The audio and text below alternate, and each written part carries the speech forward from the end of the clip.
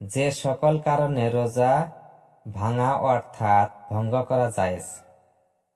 Number 1, মুসাফির ব্যক্তি সফর অবস্থায়। নাম্বার 2, স্ত্রী লোকের ঋতুস্রাব হলে। নাম্বার 3, সন্তান প্রসবের পর রক্তস্রাব বন্ধ না হওয়া পর্যন্ত রোজা ভঙ্গ করা জায়েজ।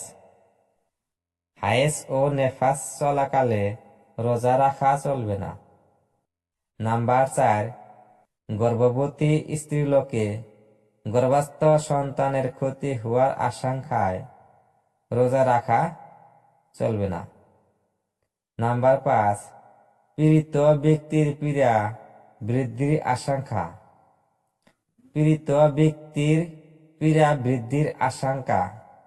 নাম্বার 6, মাতা রোজা রাখলে শিশু সন্তানের দুধ না পাওয়ার আশঙ্কা।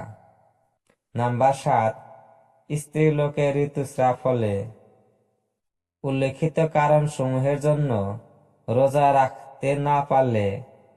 রাখতে না পারলে পরে সুযোগ মতো উহার কাজা আদায় করতে হবে।